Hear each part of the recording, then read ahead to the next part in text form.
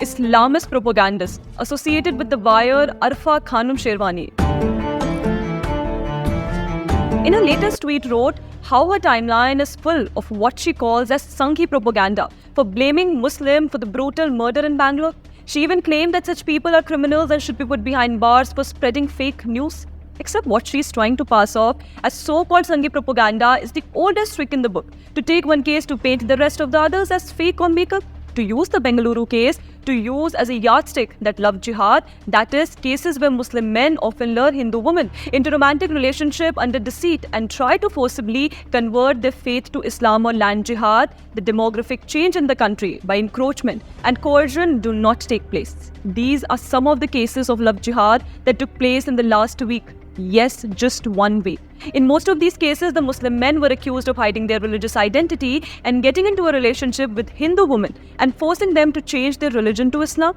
This news flashing on screen is from yesterday only, where a victim from Lucknow got tracked by a man named Salman who deceived his name as Rakesh. He forcibly had physical relations with her several times, then forced her to get an abortion. Reports also suggest that after forcibly marrying her, he divorced her and also got her halala done from a Maulvi. This girl was allegedly forced to adopt the Muslim religion and was even forcibly fed with meat. This news is from 24th of September. A Tripura woman has filed a complaint of love jihad at Raigarh, alleging how she was introduced to a young man named Gulshan on social media.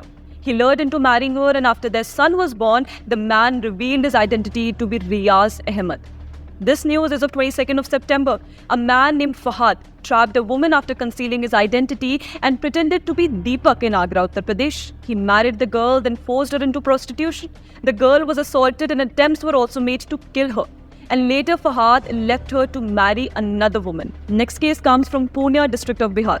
This news is of 22nd of September, which reports that a man named Muhammad Ziarul, by changing his name, first trapped a Hindu girl by introducing himself as Shankar and then married her. Later reports revealed that he had married 6 times before marrying the victim.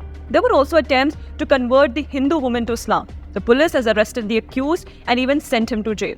Another incident of the same day, that is of 22nd of September, comes from Vikas Nagar, Dehradun, where 2 Hindu minor girl students were allegedly raped by men named Shakir and Rashid. It is also alleged that their objectionable videos and photos were also made viral on social media. Although Dehradun police has arrested both the accused.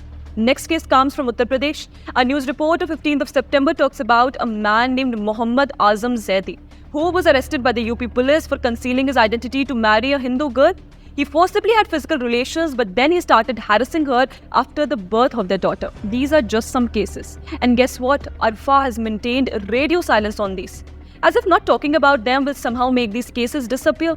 But then when you have an agenda to sell, truth does not matter. Also, did you know Arfa is married to an Azam Khan, a former political analyst who is believed to have links with the American intelligence agency, the CIA. Here is a detailed video on it. We wonder if Stanford University knows what kind of people it has extended fellowship to. One would expect a bit of honesty from Arfa, but then pigs may start flying before that could happen. But until then, keep watching the pamphlet.